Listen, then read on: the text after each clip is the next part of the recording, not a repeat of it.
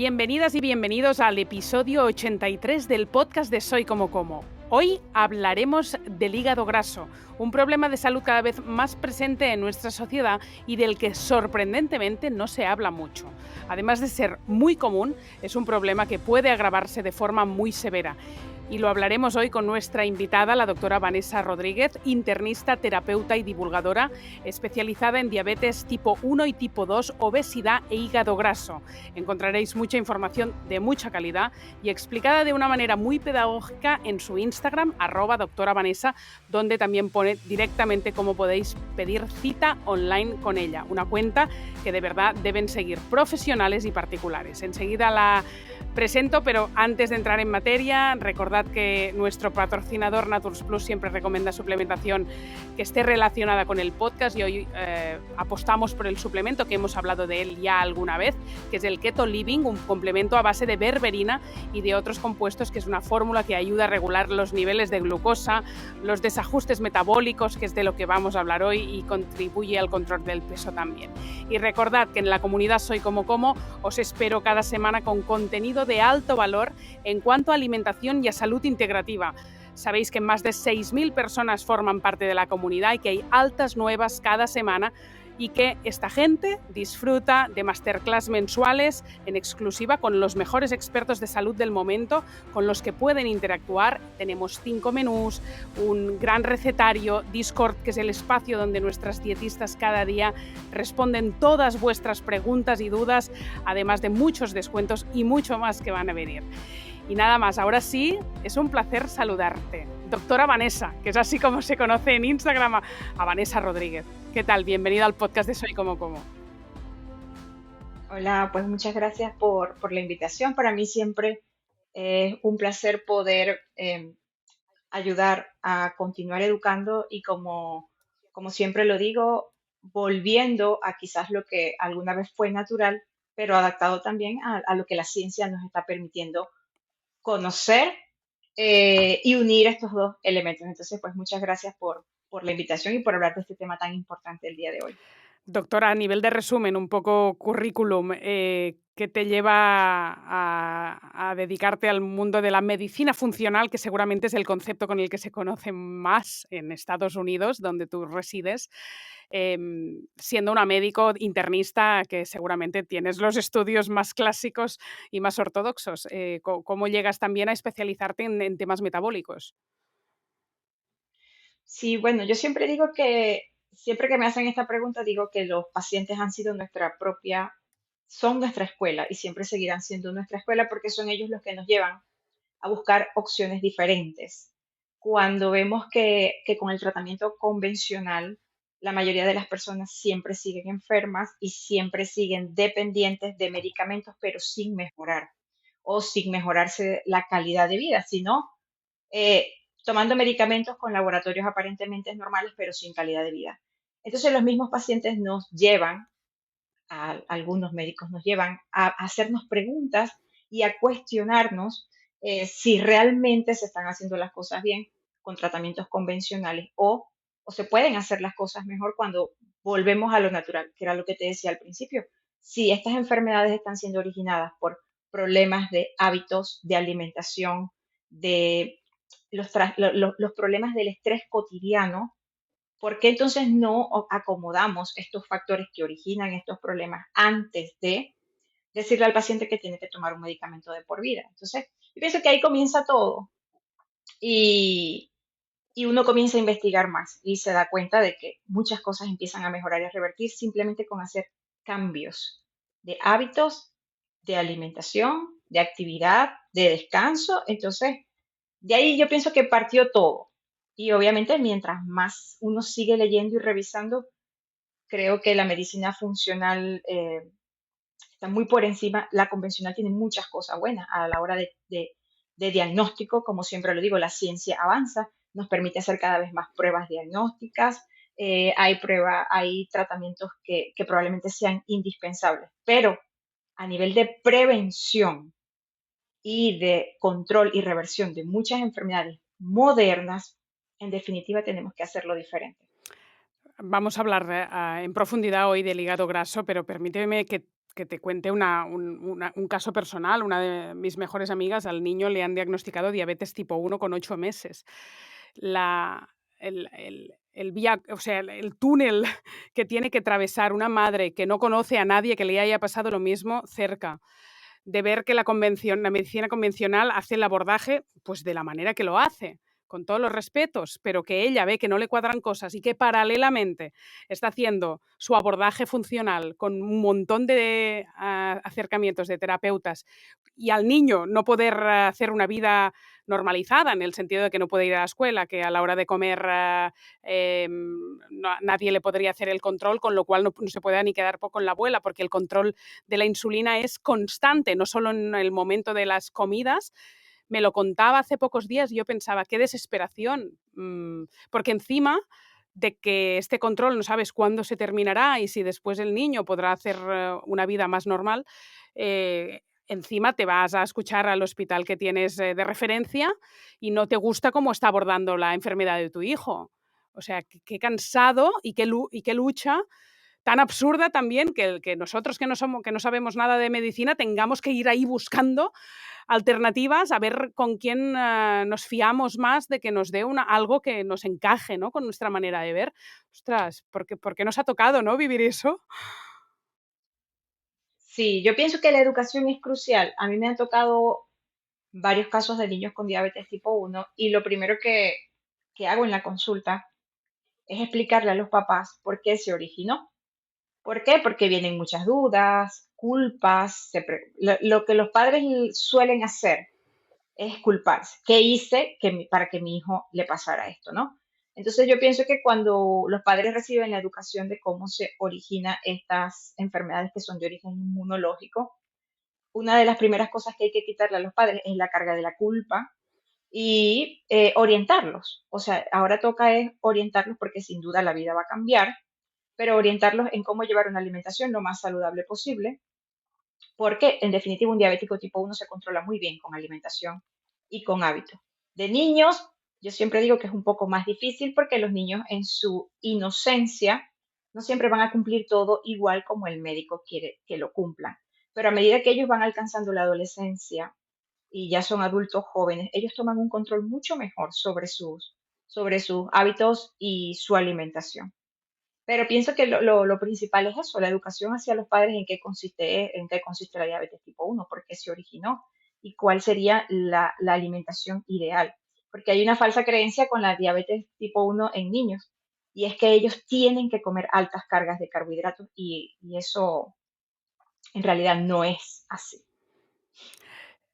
Hoy no hablamos de diabetes, pero nos quedará pendiente si la gente lo quiere del podcast porque tenemos que entrar en el tema del hígado graso, que yo no sé si tiene una mirada tan desde la medicina funcional tan diferente de lo que te daría clásicamente un médico. Entiendo que el estilo de vida siempre está por ahí, muy presente y muy protagonista, pero bueno, es que en, en el caso de la diabetes es heavy porque el acercamiento que hacéis profesionales como tú es nada de carbohidratos cuando en la convencional te está diciendo a alguien, un médico con bata blanca, oye, cuando te baja el azúcar, te tomas azúcar, bueno, yo lo contaré fatal, ¿no? Pero si no te toca la inyección y, no sé, y tienes una bajada, pues el sobre de azúcar, la Coca-Cola, el Nistí o lo que pilles que tenga azúcar, cuando en teoría, cuando en cambio la funcional está apostando por una alimentación low carb. O sea, abismalmente Sí. diferente es el enfoque. Entonces, el enfoque del hígado graso, vamos a encontrar tantas diferencias así. Ahora contaremos qué es y las diferencias entre hígado graso alcohólico y no alcohólico.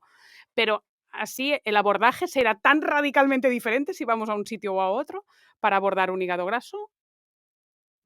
Sí, o sea, ya he escuchado lo que se escuchaba anteriormente, que por la misma palabra de decir hígado graso, tanto los profesionales como los pacientes lo han asociado a que se debe al consumo de grasa. Y por muchos años se escuchó que si tenías hígado graso tenías que comer bajo en grasa, ¿no? Y yo pienso que es un error terrible porque se desconoce completamente el origen de esta enfermedad y dar ese tipo de consejos, ¿no? Entonces, eso se ha venido escuchando durante mucho tiempo. En los últimos meses he escuchado ya en algunas personas profesionales del área de la salud decir que se debe disminuir el azúcar, disminuir el consumo de harinas, pero digamos que todavía cuesta dar el enfoque verdadero, el enfoque real. ¿Por qué? Porque, bueno, yo hasta hace poco, siempre lo digo, hasta hace 3, 4 años, yo llevaba una medicina completamente convencional, donde eh, todos los pacientes se catalogan con un diagnóstico y acorde al diagnóstico un tratamiento. Y eso era igual para todo el mundo. Entonces, eso todavía se sigue dando mucho. O sea, si tienes hígado graso, si tienes insulina un poquito alta, tratamiento farmacológico con metformina, que es algo de lo que yo siempre trato de hablar y enseñar en las redes sociales.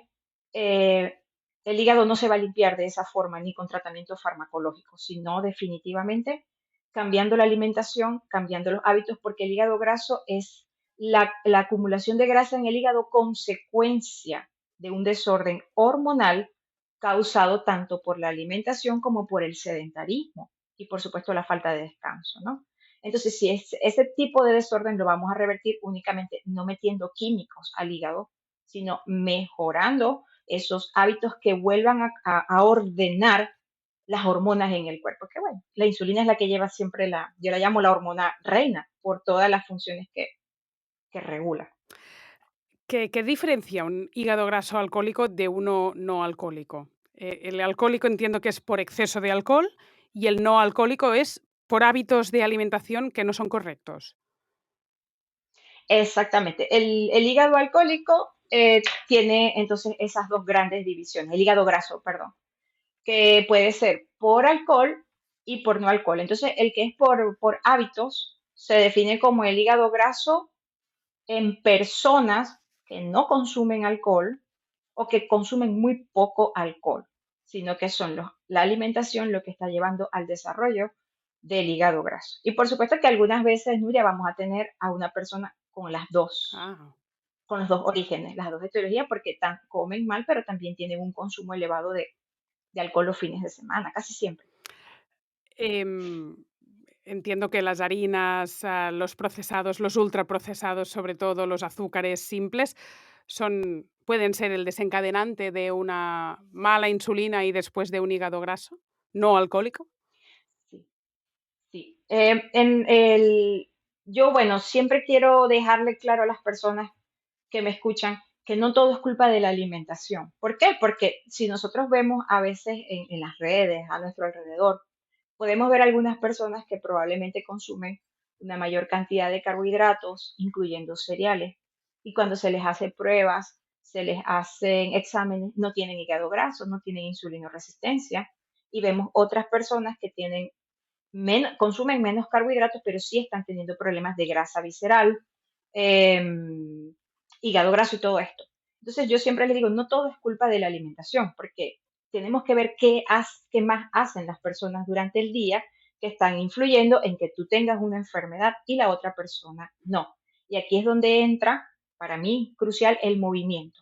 La actividad física es crucial. Por eso podemos ver eh, personas que realizan deporte, que tienen cargas mayores de carbohidratos de consumo al día y no se enferman, no aumentan de peso. Yo siempre digo, mientras están con ese movimiento, no. Si el movimiento se acaba y tienen esas cargas de entrada de carbohidratos, por supuesto que va a venir enfermedad, ¿no? Pero ¿por qué hago esta comparación? Porque el movimiento, la actividad física es sumamente importante para la regulación de glucosa e insulina en el cuerpo. Entonces, cuando nos estamos enfermando no solamente por lo que comemos, sino por lo poco que nos movemos. Y es lo que está haciendo la vida moderna, que las personas o trabajan desde casa o desde oficinas, todo el tiempo sentados, todo el tiempo encerrados. Entonces se empiezan a unir varios factores más allá de la alimentación. Se une el sedentarismo con la alteración de los ritmos circadianos, porque esa es otra realidad que hay que hablar. Y cuando se unen estos tres factores, alimentación, falta de actividad física o sedentarismo y alteraciones del descanso nocturno, entonces vienen estas enfermedades, se origina el hígado graso, se origina la insulinoresistencia. Entonces, bueno, no sé si más o menos quieres que entremos de una vez en lo que, cómo se va formando este hígado graso. Sí, porque siempre hemos hablado mucho de resistencia a la insulina y de glucosa en en el podcast y en nuestros proyectos en general, pero nunca hablamos de cómo daña a los órganos vitales como el hígado, ¿no? Y hoy es el momento en que toda la teoría pasa a la práctica y es, bueno, y el sobrepeso que tienes, que te parece que solo es importante por fuera, al final, ¿qué le está pasando a tus órganos, ¿no? Cuando hay esta hiperinsulinemia en tu organismo. Cuenta un Sí, poco. en un inicio hay mucha insulina. Todo comienza siempre con mucha insulina, Nuria, y muchas mujeres andan por allí, mujeres y hombres, con bastante producción de insulina, sin insulinoresistencia, porque la insulinoresistencia es ya como un estado en el que los tejidos se comienzan a llenar de grasa, o sea, comienza la formación de grasa y comienza la inflamación por este almacenamiento de grasa donde se liberan sustancias conocidas como citocinas inflamatorias o proinflamatorias. Pero en un inicio no es así. En un inicio nuestro cuerpo tiene la capacidad como yo lo llamo esos metabolismos vírgenes, o sea, todavía hay niños, adolescentes, mujeres jóvenes que están en esa etapa donde consumen bastantes carbohidratos, empiezan a producir bastante insulina. La insulina, yo lo digo, es la hormona que no es mala, sin ella no podemos vivir, es una hormona necesaria para la vida, pero es la que le tocó el papel más difícil de controlar la glicemia. Porque cuando analizamos qué otras hormonas tienen la capacidad de controlar la glicemia en nuestro cuerpo, no, es ella solamente. La testosterona también ayuda con el metabolismo de la glucosa, pero directamente la insulina. Mientras que todas las demás hormonas trabajan en sentido contrario, es decir, promueven la gluconeogénesis o la formación de glucosa. Entonces, si tenemos que, si tenemos que analizar que cada vez que las personas están llevando alimentaciones altas en azúcares, altas en harinas, altas en fructosa, en todo esto, la hormona que se va a elevar para regular los valores de glicemia en la sangre es la insulina. Ella tiene que elevarse para poder cumplir las funciones de regulación de los azúcares en el cuerpo. Entonces al principio pareciera que todo está bien, porque el metabolismo está virgen y porque los músculos, sobre todo los jóvenes que tienen más movimiento, reciben tranquilamente a las acciones de la insulina. La insulina llega, toca, siempre lo digo, es como tocar el timbre para que una puerta se abra, la puerta se abre y entra la glucosa al músculo. Y en un principio pareciera que todo está bien, Nuria, porque hay personas incluso delgadas con hiperinsulinemia. Tanto así que han sacado algunos medicamentos que son estimulantes de la secreción de insulina para promover la pérdida de peso. Entonces se está forzando el trabajo de la insulina a introducir glucosa al interior muscular y en un principio da resultados. Pero luego, que esto es muy importante, viene esto es lo que el doctor Jason, por cierto, que él escribe el código de la diabetes, describe como la teoría del rebosamiento. El músculo siempre ha sido un órgano exquisito, exquisito porque una vez que ya él recibe la glucosa que necesita y forma el glucógeno para su almacenamiento, si ya no necesita más, es el primero en decirle a la insulina que ya no le meta más glucosa, que ya no va a recibir más glucosa. Y nosotros no vemos a las personas que el músculo le engorda, nosotros no vemos a las personas que el músculo se carga de grasa, como se cargan las vísceras, como se carga el hígado, como se carga el tejido adiposo. El músculo, yo siempre lo llamo, es un órgano exquisito. Exquisito porque si está lleno, no más insulina, no más glucosa. Si empieza a hacer actividad física y consume su glucosa y su glucógeno, entonces le dice a la insulina, tráeme otro poco más de glucosa. O sea, pone los límites con las acciones de insulina. Y por eso ahí te decía que el movimiento es importantísimo, porque entonces si el músculo no está en movimiento y es el que primero le dice a la insulina, aquí no más, ¿ya? Entonces la insulina, yo siempre lo explico pues de esta forma, dice, a algún lugar me tengo que llevar toda esta glucosa, porque en la sangre no se puede quedar esta cantidad de glucosa. Entonces va tanto al tejido adiposo como al hígado, y el hígado se va a encargar de transformar todo exceso de energía para su almacenamiento en forma de grasa.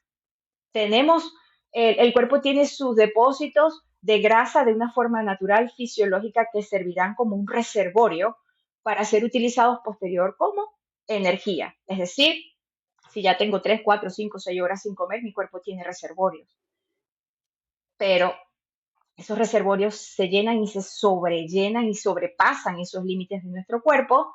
Además, hoy en día está pasando otra situación. Las personas no pasan 4 y 5 horas sin comer, ni 6 horas sin comer. Cada 2 horas se están llenando al cuerpo de más comida, de más nutrientes, de más energía, de más glucosa que no está siendo usada. Entonces, por eso se llama como el rebosamiento y un desborde que hay, energía que no se está usando, ¿dónde la vamos a meter? Entonces, aquí viene toda esa formación de grasa nueva, que es lo que se conoce como la lipogénesis de novo, que va a estar, que la empieza a formar el hígado, lo va a afectar a él, va a afectar a otras vísceras, por eso es que las personas se empiezan a llenar de grasa abdominal y el tejido adiposo, el porcentaje de grasa corporal aumenta.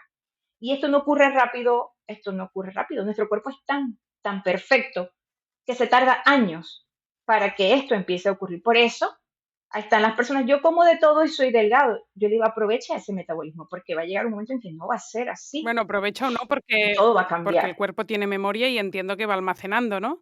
Todas las, Oh, oh, exacto, sí, sí, burradas que hemos sí. O hecho de sea, más tienen que jóvenes. empezar su cambio, sí. Los niños, los niños son por eso los que responden muy rápido a los cambios. O sea, eh, como no han llevado tantos años de daños, cuando inmediatamente uno ve a un niño que ya empezó con ese aumento del tejido adiposo, probable insulinoresistencia, ¿qué está pasando? Por la alimentación moderna está pasando. Esto era algo que se esperaba ver únicamente en adultos, pero ya se está viendo en niños. Las bebidas de los niños son mucha cantidad de azúcar, de jarabe de maíz alto en fructosa, o sea, los niños se están enfermando ya desde los 8, 9, 10 años comienzan con estos problemas. Bueno, cuando uno busca la incidencia del hígado graso, eh, por ejemplo, niños pequeños, te dice poco frecuente, poco común, o sea, es muy bajo. Pero ya después que entran en adolescencia, allí la palabra cambia y te comienza a decir, ya es frecuente, o sea, ya comienza a aumentar.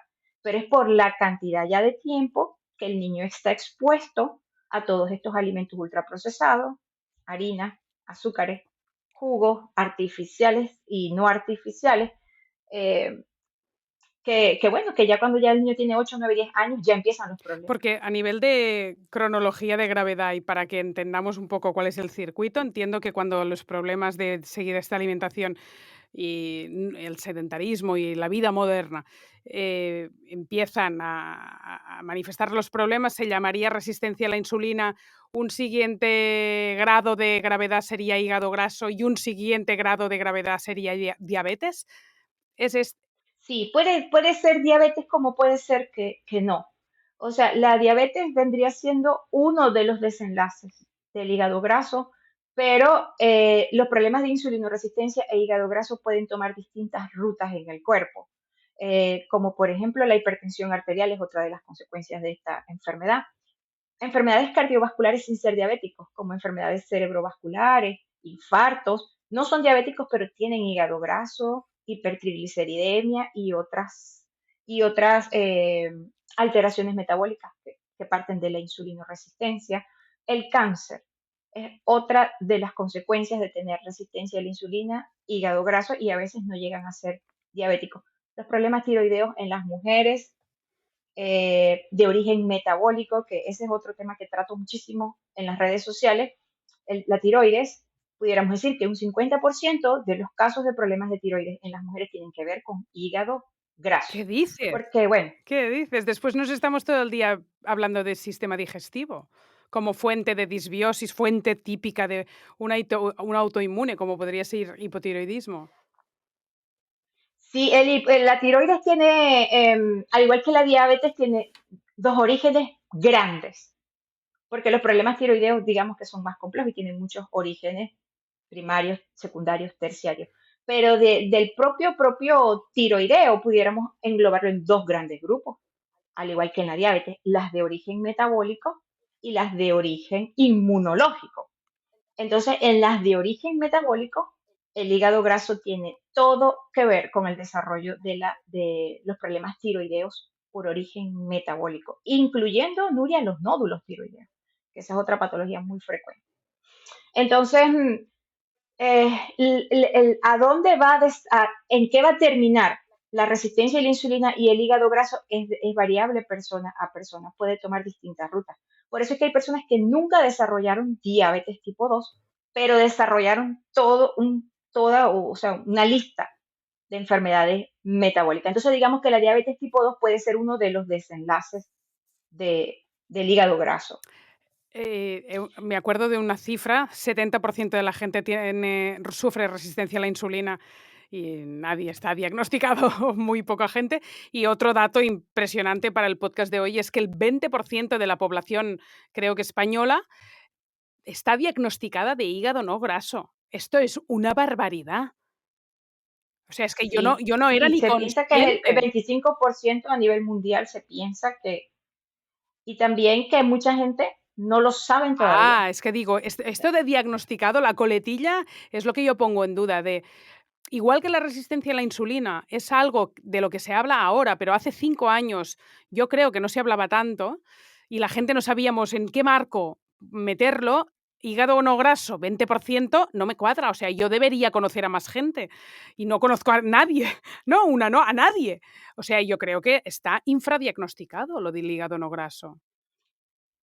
No está diagnosticado porque mucha gente no busca ayuda, y si la busca, tampoco reciben la asesoría que se necesita y los exámenes que se necesitan Aquí voy. para poder Claro, diagnosticarlo. quiero que nos cuentes síntomas, que si no los hay es aún más jodido, pero que después nos digas delante de una analítica de sangre qué parámetros hay que mirar, porque la gente dice, pues yo sí, yo como todo el día, pues ahora un croissant de chocolate, sí tomo refrescos habitualmente, mucha gente que tira de Coca-Cola Light y cero a diario en sus vidas, pero se encuentran bien, bueno, pero no sé, delante de una prueba diagnóstica contundente, ¿qué debemos mirar para ver si hay una resistencia a la insulina o hasta un hígado no graso? Ok, bueno, en cuanto a síntomas, yo pues al igual que cualquier otra enfermedad metabólica, desde la hipertensión, diabetes, todo esto, son silenciosas porque no tienen una sintomatología por la que la persona tenga que buscar asistencia médica. Entonces, en un inicio, el hígado graso no tiene síntomas. Más allá de la manifestación o de la expresión física, que es cuando las personas dicen, me está aumentando un poquito mi panza, pues, o sea, mi diámetro abdominal es un poquito más grande y me cuesta perder esa grasa, ¿no? Pero síntomas como tal no tienen hasta que avanzan, porque el hígado graso puede pasar de una simple infiltración grasa a una inflamación hepática donde hay hepatitis. Entonces allí pudiera doler un poquito y no siempre tiene síntomas tampoco. Pudiera doler un poquito. Ya cuando manifiesta síntomas importante es porque ha avanzado a fases graves, desde la cirrosis, desde carcinomas, o sea, ya ha llegado a una fase muy avanzada. Entonces tendríamos que hacer las pruebas de laboratorios, y por eso es tan importante que hoy en día dentro de las pruebas de laboratorio habituales se solicite siempre los valores de insulina, tanto en ayunas como después de comer. Se soliciten la glicemia tanto en ayunas como después de comer. Eso es una diferencia importante, Nuria, que no te dije entre hiperinsulinemia y resistencia a la insulina. Cuando hay hiperinsulinemia sin resistencia, las glicemias son normales e incluso tienden a ser bajas o a responder rápido a las acciones de insulina. Cuando dices Entonces, en glicemia, ayunas y post ¿es glucosa? ¿Medir la glucosa? glucosa, medir la glucosa antes y después de comer en etapas de hiperinsulinemia. Por eso que hay muchas mujeres que después de comer les llega la glucosa a 60, por ejemplo, y sienten síntomas de hipoglicemia. Eso se da en etapas de hiperinsulinemia sin resistencia. Cuando ya hay resistencia a la insulina, es decir, que la insulina no logra introducir la glucosa al interior celular como lo venía haciendo, entonces ya parte de la glucosa está quedando en sangre y parte de la glucosa está siendo transformada a grasa. Entonces son personas que vamos a ver que ya sus glicemias, sus glucosas, tanto en ayunas como después de comer, ya no tienen los valores óptimos, sino que ya empezaron a subir un poco sin llegar a ser diabetes. Una pregunta, Es decir, no es me he tan bajo. perdido. Dices que si estamos muy bajos de glucosa antes de comer, eso puede ser, un problema de resistencia a la insulina. Estar bajo antes de comer, si es lo normal, ¿no? No, si está la insulina alta, Ah, alta, con insulinas altas, ¿ya? Y después de comer, por ejemplo, si una persona amanece con 80 de glucosa, que es su glucosa en ayunas, come, puede comer tubérculos, frutas, harinas, panes, lo que vaya a comer, hace una elevación rápida de insulina que puede llegar a valores de más de 100, más de 150, que son valores que las personas hacen en hiperinsulinemia. Insulina eleva muchísimo. Entonces, qué vemos en su glucosa después de comer? Que si había despertado con 80 antes de comer, en ayunas, después de comer le llega a 60. Entonces eso se compara con la insulina. ¿Cuánta insulina produjo esa persona? ¿Qué comió esa persona que hizo elevar tanto esa insulina? Y cómo la glucosa baja rápido. Eso es una hiperinsulinemia sin resistencia. Cuando ya hay resistencia, la persona, por mucha insulina que produce, por mucha insulina, ponte que hablemos de los mismos valores y la misma comida, unos panes, unos jugos, unas frutas, esa persona produce 120, 150 unidades de insulina. Y cuando le revisamos la glicemia después de comer, va a estar esa glucosa, va a estar en 140, 120, 110, ya no llega a 60 como una persona que tuvo una rápida sensibilidad a la acción de la insulina. Ahora esa persona se le está quedando en la sangre y posteriormente de la sangre pasará al hígado para ser transformada a grasa y al tejido adiposo. Entonces, esa es una gran diferencia entre la hiperinsulinemia y la resistencia, que por mucha insulina que la persona produce, ya la insulina no tiene sensibilidad para bajar esa glucosa como lo hacía antes, ¿no? Entonces, todas las personas que tienen eso lo llaman hipoglicemia reactiva, que es por hiperinsulinemia, en algún momento eso se va a transformar. Ya no van a tener esos bajones de glucosa al comer, se transformarán a resistencia a la insulina. con lo cual vamos a medir la insulina antes y después de comer y la glicemia antes y después de comer. Sí, eso es importante, como también medir los lípidos, porque hay una parte de los lípidos, no el colesterol, sino los triglicéridos y de las lipoproteínas, el VLDL, que es el que como empaqueta y libera los triglicéridos a la circulación. Estos son, cuando empiezan a subir, nos dan a nosotros el indicativo de que ese hígado está transformando mucho carbohidrato a glucosa. O sea, ellos pasan, eso es lo que se conoce como la lipogénesis de novo, o sea, esa ruta metabólica bien compleja donde tu cuerpo transforma la glucosa que proviene de los carbohidratos de la alimentación, glucosa pasa a ser un ácido graso y luego un triglicérido. Entonces, eso es importante que las personas lo sepan. O sea, yo pienso que esto, Nuria, es quizás la luz de todo, porque fíjate que es la glucosa que proviene de los carbohidratos de la alimentación y también, por supuesto, un exceso gluconeogénico, que, bueno, que ya será otro punto un poquito más complejo, pero eso tiene que ver con el descanso. Cuando una persona no descansa y está con mucho estrés crónico, también tiene aumentada la fabricación de glucosa, ¿no?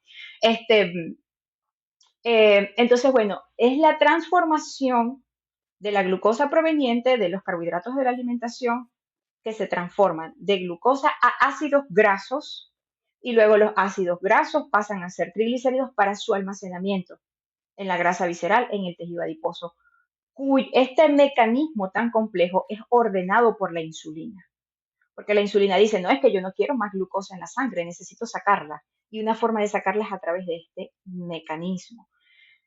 Y bueno, también está la ruta de la fructosa, que la fructosa digamos que es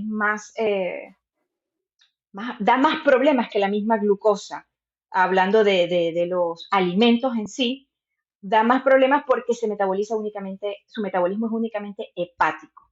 Mientras que la glucosa va a todas las células del cuerpo, incluyendo los músculos, y por eso la actividad física ayuda tanto, la fructosa tiene un metabolismo completamente hepático y aquí, pues, entonces, digamos que es la que está más involucrada también en el desarrollo del hígado ¿En graso. serio? Y cuando Aunque hablas de fructosa, ¿hablamos de frutas también? hablamos de la bendita sacarosa inventada por el hombre, o sea, que viene de la caña, que tiene la combinación fructosa-glucosa. Hablamos de la propia fructosa de las frutas y de algunos vegetales y de la añadida a todas las bebidas y comidas ultraprocesadas que lo están colocando como el jarabe de maíz alto en fructosa. Entonces, yo siendo honesta, no pienso que las personas se están enfermando únicamente por comer fruta, o sea, por decir, es que es por comerte esa piña en la mañana, es que tú tienes un problema de hígado graso. Es lo ultraprocesado, es las bebidas, todas las gaseosas, juguitos y todas las bebidas que vienen cargadas de endulzantes, que vienen con sacarosa, que vienen con jarabe de maíz alto en fructosa, las galletas, las harinas, o sea, es en realidad todo lo demás. Pues siempre se lo explico así a las personas porque piensan que uno llega a un extremo. Doctora, ¿usted cómo me va a decir a mí que la fruta me hace daño? Yo le voy a decir, no, es que la fruta no te ha enfermado a ti, pero ha sido todo lo demás que te ha causado una enfermedad metabólica que ahora la fruta está siendo un problema para tu cuerpo. Entonces, toca revertir muchísimos daños metabólicos antes de poder decirle a una persona que ya puede comer tranquilamente una mayor cantidad de porción de fruta al día hasta que no repare un daño, ¿ya? Claro. Em, en ecografía un hígado graso sí se ve, ¿verdad? Aparece, no sé, Ok, sí, eso es una prueba, clasificado. digamos, que cuando no hay ningún síntoma y de hecho enzimas hepáticas normales, que son las que se elevan cuando hay inflamación o hepatitis, el hígado graso es una prueba la más directa. Cuando la persona no tiene síntomas, no tiene nada, se hace el ecograma y sale la infiltración grasa. Entonces, eso es importante. Dentro de las pruebas diagnósticas no puede faltar. Aunque, claro, alguien tiene que pensar que es importante que te la hagan, porque es que si no, ¿cómo llegas a un punto en el que te están haciendo esta ecografía? Los médicos deben solicitarla. Por ejemplo, yo no se la solicito a todo el mundo, Nuria, porque a veces depende del país donde se encuentren, no todo el mundo tiene acceso tan fácil a hacerse pruebas o laboratorios, pero si veo triglicéridos muy altos, insulina, o sea, con valores que ya me hablan de insulinoresistencia, hipertensión, esa grasa abdominal, como que personas delgadas pero que tienen la cintura abdominal. Entonces, mujeres que a veces me dicen, doctora, pero estoy haciendo todo y me cuesta perder grasa abdominal, hago ejercicio, hago alimentación baja en carbohidratos y me cuesta perder grasa abdominal, entonces hay que revisarlo. ¿Qué es lo que va a pasar? Que probablemente en un alto porcentaje nos vamos a conseguir hígado graso. Y eso no va a cambiar el proceso. Eso no va a cambiar que esa mujer, por ejemplo, siga con su alimentación, siga con su actividad física, pero le va a decir a ella y me va a decir a mí qué está pasando. Porque entonces cuando hay hígado graso, el proceso para ver un objetivo alcanzado es más lento. Hasta que ese hígado no se limpie de la grasa, nosotros no vamos a ver enfermedades metabólicas revertir completamente. Entonces ya uno le puede decir a una persona, mira, aquí está el gran problema de lo que te está pasando. Hígado lleno de grasa.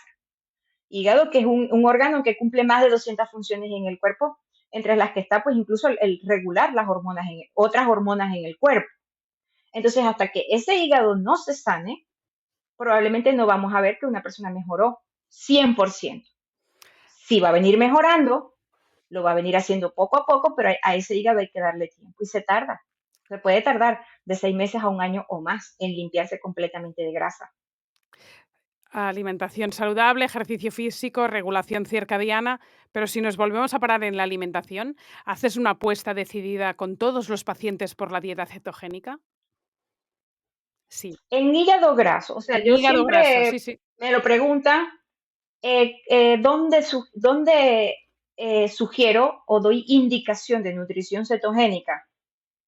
Resistencia a la insulina, alta resistencia a la insulina, la mejor forma de revertirlo es con dieta cetogénica, nutrición cetogénica, porque si yo revierto la insulinoresistencia, mi hígado va a comenzar a sanarse. Entonces, hígado graso, insulinoresistencia y diabetes son condiciones donde la nutrición cetogénica está indicada. O sea, yo lo considero está indicada, ¿ya? Ya habrá otros problemas hormonales y otros problemas donde se puede trabajar con una cantidad diferente de carbohidratos al día, ¿no? Pero en estas condiciones es necesaria la nutrición cetogénica. El otro día que estoy haciendo cetogénica otra vez y llevo, no sé, ya bastantes días, me medí y que hacía un montón que no cogía del armario el Keto Mojo, que lo tenía por ahí abandonado porque hacía mucho que hacía low carb, pero no keto, y me medí, estaba a años luz aún de entrar en cetosis, porque a mí me cuesta mucho hacer el ayuno intermitente y con lo cual hago 2 comidas y media al día seguro. Em, y me decían: "Qué frivolidad, tengo un hijo con diabetes, que estés midiéndote valores absolutamente innecesarios en una persona sana y que juegues, ¿no?, un poco con la medicina de esta forma". Y estuve mucho rato reflexionando de si estaba, de acuerdo o en desacuerdo de esta opinión, que la respeto un montón y además entiendo que pueda ser así cuando estás, pues, con un problema en casa, y encima un niño, ¿no?, o una familia que alguien sufre diabetes. Pero sí pienso que si llegamos tan tarde al médico para que nos, valore estos valores que acabas de contar de la insulina, la glicemia, o una ecografía, pienso si nos deberíamos ser todos más responsables en nuestras casas de según qué parámetros y con, herramientas caseras, a medir de vez en cuando cómo nos impacta el alimento en nuestro cuerpo, porque en realidad no tenemos ni puñetera idea cuando estamos desayunando, un huevo, un aguacate y un café, que también tiene carbohidratos el café, cómo sube la curva de glucosa y después si baja, cómo debe bajar. Es que no sabemos, no tenemos ni idea. Con lo cual, esto no es que nos dé margen para, mira, tú tienes margen porque tienes un sistema de coña, sube, baja, pues métete lo que quieras, pero, ostras, un poco de indicación de cómo estamos cada uno de nosotros para saber qué movimientos podemos hacer en nuestras vidas es interesante, entre otras cosas porque todos sufrimos de estrés y, como has dicho, hay unos problemas impresionantes de resistencia a la insulina vinculados al cortisol. Y esto, bueno, sabemos que, o sea, ¿qué seguimiento hacemos de nosotros mismos? Ya que nos empoderamos, vayamos hasta el final, ¿no? Yo estaba pensando eso por dentro, ¿no? Que después te quiero preguntar si sirve de algo el valor GKI, ¿no? Pero porque al final dices, bueno, a mí me da igual si entro en cetosis o no entro. Yo ya en la primera semana ya me he desinflamado el intestino y lo noto al momento. Cuando Ujú. restringo carbohidratos, yo ya pienso, ostras, ya voy mejor al baño, ya no tengo esa inflamación intestinal, tengo debilidad digestiva, es mi talón de Aquiles. Pero bueno, me medí. Pero no es tanto entrar en cetosis, es que los valores de cómo estamos manejando y gestionando el azúcar en nuestro cuerpo lo encuentro fundamental. Sí, a mí me parece que las personas deben, así como tú dices, empoderarse de su salud y saber lo que está pasando. Por ejemplo, no es algo que se tiene que hacer rutinariamente, ¿no? Porque rutinariamente pues también puede causarnos a veces estrés Mm. innecesario. Pero sí es muy bueno que algunas personas vean y conozcan el impacto de los alimentos sobre la glicemia. Algo que yo le enseño a mis pacientes es que lo que estás comiendo no tenga la capacidad de modificar tu glicemia más allá, tu glucosa de 10 miligramos, por ejemplo. Si tú amaneces en 70, que tu desayuno no tenga la capacidad de elevarlo más allá de 80, ¿no? Es Esos son como, huevos y aguacate, no más, ¿verdad? exacto, Proteína algunas y veces, grasa. Nuria, Mm. sí, proteína y grasa. Algunas veces sí va a ser necesario introducir un poquito más de carbohidratos, pero hablaríamos de otro tipo de pacientes, o sea, no el de hígado graso, no el diabético tipo 2, no el que tiene alta resistencia a la insulina, que hay algunos que todavía la glicemia, la glucosa no les ha llegado a un valor de diabetes, pero tienen unos valores impresionantes de insulina y ya la glicemia comenzó a subir por encima de 100, que yo les digo, mira, tú estás a punto de desarrollar diabetes, porque el que le empieza a subir la glicemia es la persona que probablemente va a desarrollar diabetes más rápido. Eh, entonces, en esas personas es bueno que vean cómo el alimento cambia, cómo el alimento produce un impacto. Y yo les digo, come, a la media hora revisa, a la hora revisa y a las 2 horas revisa. Entonces, si un alimento te puede producir 150, 160 de glucosa a la hora de haber comido, ¿qué crees que va a hacer tu cuerpo en ese momento? Si ni siquiera estás caminando, haciendo actividad física al aire libre, estás en tu casa. ¿Qué está haciendo tu cuerpo? Está liberando grandes cantidades de insulina para regular toda toda esa glucosa. Y la insulina sí no es algo que podemos medir fácilmente porque es una hormona, obligatoriamente se mide en laboratorios, ¿no? Pero la persona tiene una idea de que si la glicemia tuvo una variación importante con lo que comiste, hubo un cambio de insulina, hubo lipogénesis de nuevo, todo eso ocurrió. ¿Cuál es la mejor herramienta casera para medir esto? ¿El glucómetro? El glucómetro nos ayuda bastante. De hecho, las personas que se mantienen con glucosa de 80 o menos durante las 24 horas van a entrar fácilmente en cetosis, que probablemente no va a ser tan profunda al inicio, porque el que tenga hígado graso y el que tenga bastante resistencia a la insulina, no, la insulina bloquea la cetogénesis. O sea, la insulina es la hormona que regula la producción de cetonas en el cuerpo. O sea, les pone un límite, ¿no? Entonces, imagínate personas que tienen gran cantidad de insulina, no van a entrar tan rápido. Por eso es que algunas personas entran rápido porque tienen valores bajitos de insulina y otros no, otros tienen que vivir un proceso antes de llegar a ese punto de estar ya en cetosis. Lo recomiendo, por supuesto, porque la cetosis sería la fuente de energía más importante de la que va a depender tu cuerpo de ahora en adelante sin necesidad de aumentar la secreción de insulina. Es decir, que va a poner al cuerpo en un descanso con respecto a la producción de insulina. No significa que no vamos a producir insulina, porque he escuchado hasta esas cosas en comentarios o me han escrito que por hacer ayuno o nutrición cetogénica no producen insulina. No, no, no.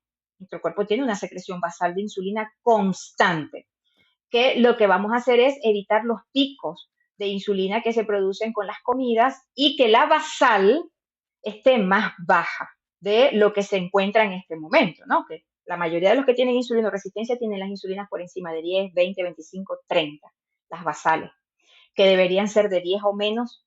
Siempre digo, mientras más bajito, mejor.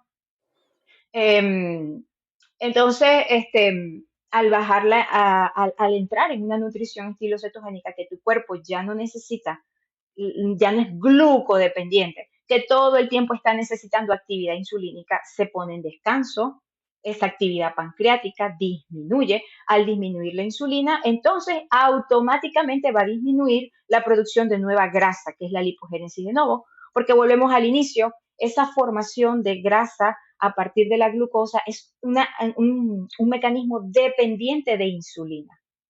Mi insulina baja, ya no fabrico grasa, entro en cetosis y mi cuerpo no depende de glucosa únicamente para vivir, sino que ahora tengo otra herramienta como fuente de energía. Entonces es sumamente importante. En el tratamiento de un paciente con hígado graso, ¿cómo planteas la cetogénica? ¿Debe estar siempre en cetosis?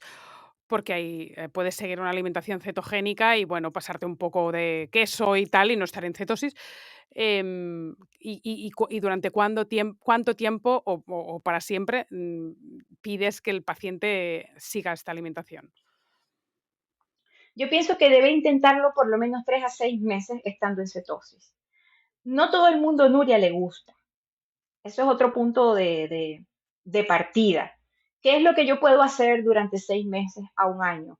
Algo que a mí me guste. Si no me gusta, no lo voy a hacer. En cualquier momento abandono porque no me gusta. Entonces, a veces, como médico, a mí me ha tocado ser flexible. ¿En qué sentido? Yo comprendo muy bien lo que es la cetosis nutricional, me encanta, lo comparto y de hecho lo vivo, lo practico, me encanta que mis glicemias sean bajitas, entrar en cetosis, pero a mí me gusta y como a mí me gusta, yo lo puedo llevar gran parte de mi vida, ¿no?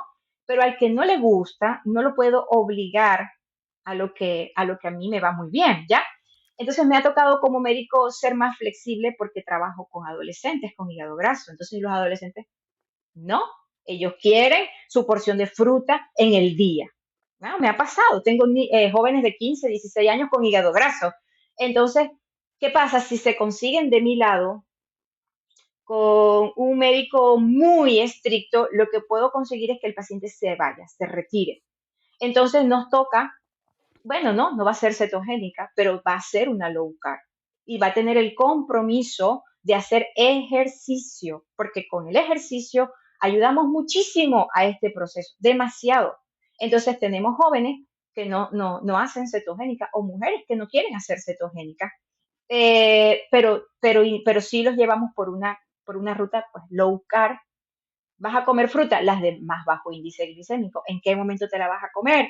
No sola, no como un snack, no como una merienda, la puedes incorporar con tus proteínas. O sea, buscamos como esa, esa parte no tan estricta, ¿no? Porque trabajamos a veces con personas que no quieren, ¿ya? Que dicen, no, a mí doctora, déjeme por favor papa, déjeme por favor un poquito de camote. Y yo, ok, claro que sí, vamos a llegar a ese punto. O sea, llegamos a un equilibrio, ¿no?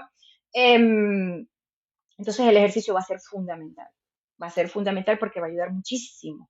O sea, no solamente es la nutrición lo que revierte el hígado graso, sino el ejercicio también. Porque a través del ejercicio la insulina vuelve a dirigir correctamente la glucosa a donde la tiene que dirigir, que es principalmente al músculo para su transformación en energía. El hígado graso, Nuria, es complejo. Cuando la persona comienza a cambiar su alimentación, Nuria, y tienen mucha insulinoresistencia, este hígado cargado de grasa, es necesario que el hígado pase por procesos fisiológicos naturales, entre ellos la gluconeogénesis o la formación de glucosa nueva a partir de sustratos que son tanto los aminoácidos como también el glicerol. No van a ser, esa gluconeogénesis no depende del consumo de los carbohidratos. ¿Qué es lo que va a pasar en personas con insulinoresistencia e hígado graso? Que esa gluconeogénesis está aumentada. Es decir, que, bueno, yo cambio mi alimentación, yo estoy haciendo ejercicio, yo estoy haciendo todo bien, pero aún así mis glicemias todavía amanecen cercanas a 100, cercanas a 105, esa glucosa sanguínea. Y es importante que las personas sepan que este proceso es necesario y es natural, porque es una de las formas que va a tener nuestro hígado de limpiarse. Fíjate que él lo tiene el glicerol, que es como decir lo que forma parte de los triglicéridos que por años han sido depositados en el tejido adiposo, en la grasa visceral, en el mismo hígado, llenándolo de grasa. Y ese proceso de gluconeogénesis tiene que activarse para poder agotar, por decirlo así, por hacer como una limpieza de lo que ha estado almacenado durante mucho tiempo. Entonces la gluconeogénesis no está aumentada por casualidad. La gluconeogénesis va a depender de las hormonas contrarreguladoras, donde está el glucagón, que fíjate que, bueno, ya como para ir cerrando, la medicina convencional nos ha enseñado durante mucho tiempo que los problemas de hígado graso o bueno, de diabetes en sí han tenido que ver porque el paciente tiene poca actividad de insulina y mucha del glucagón que está aumentando la gluconeogénesis, cuando ha sido todo lo contrario lo que le ha pasado a una persona durante los últimos 15 o 20 años. Es decir, han estado constantemente en actividad insulínica, comiendo cada 2 horas, comiendo hasta la noche, comiendo hasta tarde, la gente ni siquiera respeta el ayuno nocturno.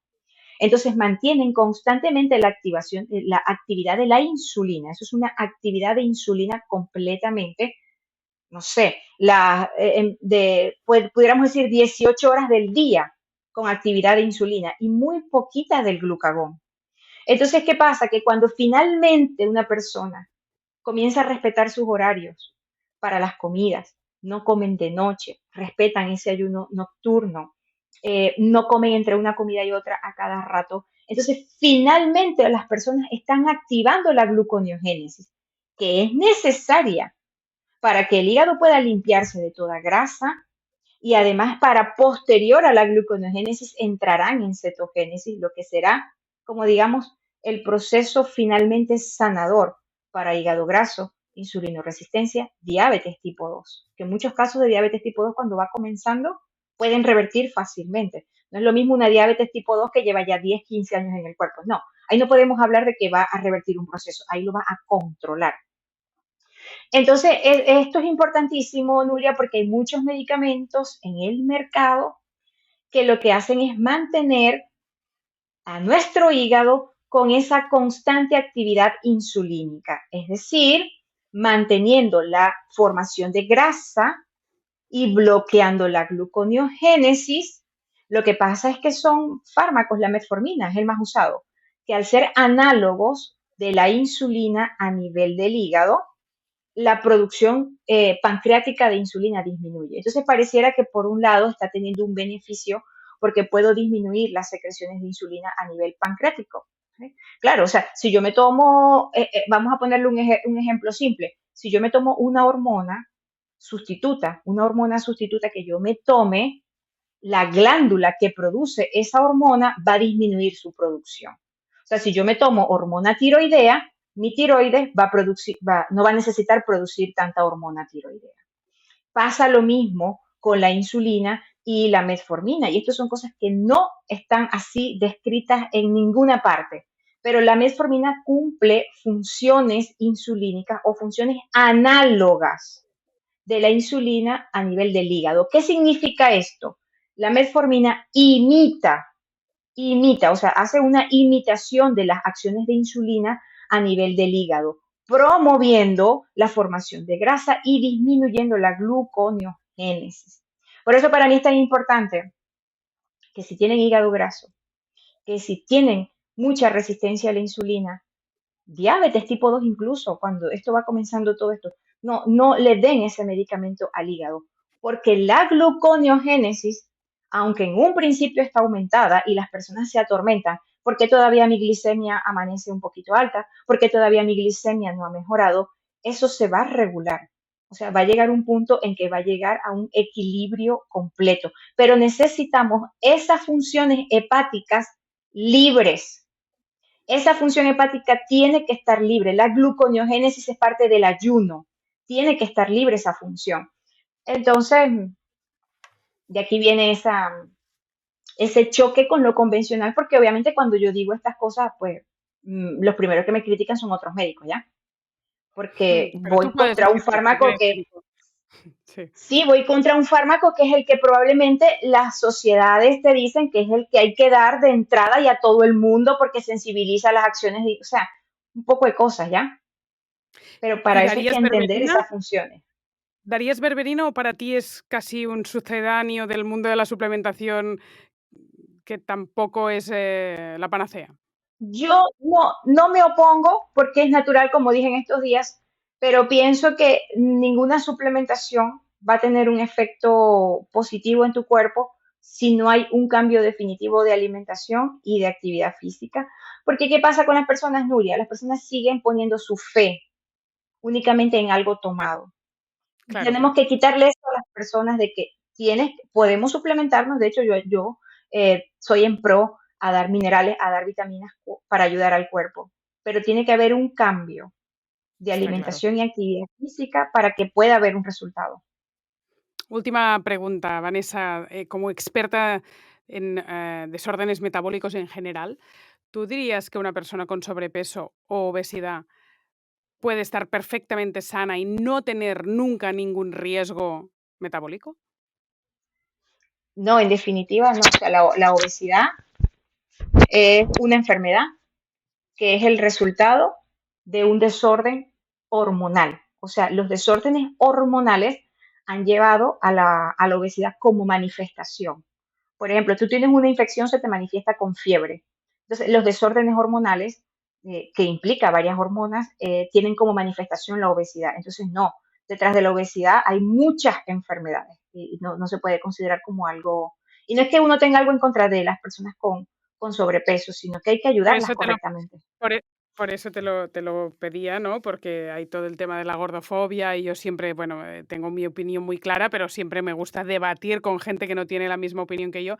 Y como experta que eres en desórdenes metabólicos, te quería pedir, ¿no? Porque muchas veces, eh, profesionales del mundo de la nutrición que nos respetamos un montón me han dicho: "Oye, yo te puedo demostrar que un IMC elevadito, un sobrepeso, evidente, no tiene por qué comportar problemas de salud siempre". Y yo siempre estoy en, tarde o temprano van a aparecer, pero no soy nadie para, Sí, para, y para algunos ni decirlo. siquiera son medibles. Por ejemplo, las mujeres. Eso es una de las preguntas que siempre hacen mucho. ¿Tienden las mujeres a enfermarse más que los hombres? Sí, claro, por los estrógenos. Nosotras somos una fábrica perfecta de estrógenos y de hecho, donde hay tejido adiposo, ahí tenemos más estrógenos también, porque formamos estrógenos ovarios, adrenales tejido adiposo. Entonces, ese mismo aumento estrogénico que se va dando con el aumento de peso, esa misma dominancia estrogénica que recientemente estoy haciendo unas publicaciones sobre eso, tiene que ver con muchísimas enfermedades metabólicas en las mujeres, desde la formación de tumores benignos a malignos, desde los problemas tiroideos, desde los problemas menstruales, o sea, entonces los estrógenos muchas veces no se pueden medir porque podemos medir los que están circulando, pero no todos los que en realidad hay en el cuerpo, la totalidad. Y esto genera muchas enfermedades. Cuando te digo muchas, Nuria, pudiéramos decir que las mujeres sufren más de estrógenos que de cualquier otra cosa. Los Ya. males de las mujeres a nivel emocional, a nivel físico. Entonces, eso no lo podemos medir. Y esa ganancia de estrógenos extraováricos vienen por unas adrenales que trabajan en exceso y vienen por un tejido adiposo aumentado. Entonces, en definitiva, no hay salud cuando hay sobrepeso, no hay. Vanessa Rodríguez, te seguiremos como ya hemos hecho, pero ahora más gente sí te ha descubierto hoy por el podcast de Soy Como en redes sociales, donde, como digo, haces este gran trabajo de divulgación de cualquier tipo de enfermedad alrededor del metabolismo. Un placer que hayas pasado por el podcast y hasta otra ocasión. Muchas gracias. Gracias, Nuria, por la invitación y bueno, y a seguir educando, que pienso que es lo que va a ayudar a la población. La educación es lo que va a hacer que nosotros nos tomemos el poder sobre la salud. Fundamental. Muchas Muy gracias. bien. Si te gusta la filosofía de Soy Como, te espero dentro de nuestra comunidad, donde tendrás acceso exclusivo a masterclass y conferencias online, menús y recetas cada semana y Discord, una comunidad en vivo donde cada día resolvemos muchísimas dudas de alimentación y salud. Entra en soycomocomo.es y te espero en el próximo episodio. Naturs Plus, tu marca experta en salud natural, patrocina este podcast.